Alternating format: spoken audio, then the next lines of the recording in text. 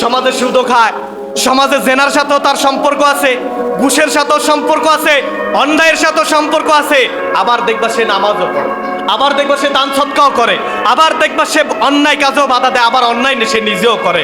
যখন তোমরা এই আলামতগুলা দেখবা, মাছির চরিত্র হচ্ছে মুনাফিকের চরিত্র, আর মৌমাছির চরিত্র হচ্ছে ইমানদারের চরিত্র। মাছি ময়লার মধ্যেও বসে, আবার মিষ্টির মধ্যেও বসে না? কথা কন না, বসে না?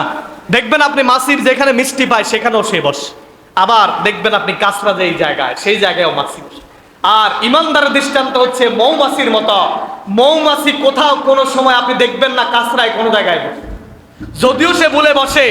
যিনি মৌমাছির রাজা আল্লাহ রাব্বুল আলামিন বলেন, ওয়া আওহা রাব্বুকা ইলান নাহাল, আমি মৌমাছিকে বললাম, মৌমাছি তোমরা ঘর বাঁধো, বাসা বাঁধো মানুষের ঘরের কোণে অথবা বনের মধ্যে অথবা পাহাড়ের মধ্যে।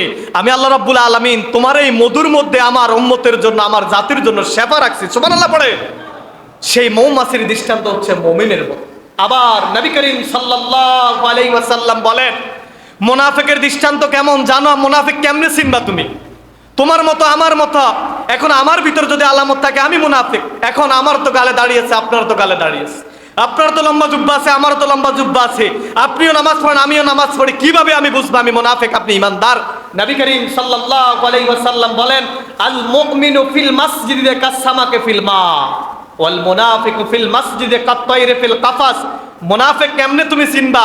মুনাফিক যখন মসজিদে আসে তখন তুমি দেখবা একটা উড়ন্ত পাখি, একটা স্বাধীন পাখিকে যখন তুমি খাঁচার ভিতরে ঢুকাও, ওই পাখিটা যেমন ছটপট ছটপট করে, তার একটা দৃষ্টান্ত, একটা আলামত হচ্ছে ওই মানুষগুলা যখন মসজিদে ঢুকে কখন সে বের হবে, কখন সে বাড়িতে যাবে, তার ভিতরে একটা হই হুল্লাস, একটা বিশৃঙ্খলা, কখন সে মসজিদ থেকে বের হবে তার ভিতর শুধু এই জল্পনা কল্পনা। এমন কিছু মুসল্লি আছে না? কথা কন না, আছে না? দেখবেন আপনি একটু পরেই দেখবেন যখন মুয়াজ্জিন ইমাম যখন নামাজের সালাম ফিরায়, দেখবেন কত ভাই নামাজ না পড়ে চলে যায়। আরে আপনার এত ব্যস্ততা, যেই রব আপনাকে সৃষ্টি করছেন সেই রবকে সেজদা দিতে এসে আপনার এত ব্যস্ততা, আপনি একটা বার শুধু চিন্তা করেন যে চোখ যদি বন্ধ হয়ে যায় আমার ব্যস্ততা কোথায়?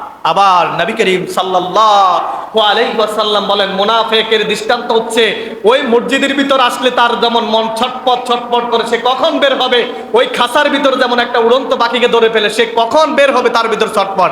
আর মুমিনের দৃষ্টান্ত হচ্ছে এমন, মাছ যেমন পানির মধ্যে নিরাপদ, আল মুমিনু ফিল মাসজিদে কাসসামাকে ফিল মা ওয়াল মুনাফিকু ফিল মাসজিদে কাত্তাইরি ফিল কাফাস।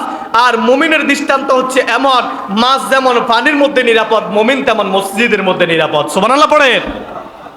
মাছ পানি ছাড়া বাঁচছে না। মাছ কি পানি ছাড়া বাঁচে? কথা কন না, বাঁচে? মাছের জায়গা হচ্ছে পানি, মুমিনের জায়গা হচ্ছে জি।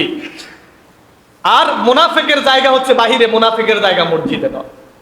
এখন এই কথাটা বলার পিছনে একটা কারণ আছে। দেখবেন নামাজের যখন আমরা সালাম ফিরাই, এত ব্যস্ততা সালামটা ফিরে চলে যায়। আরে আপনার জন্য সুন্নত মুআক্কাদা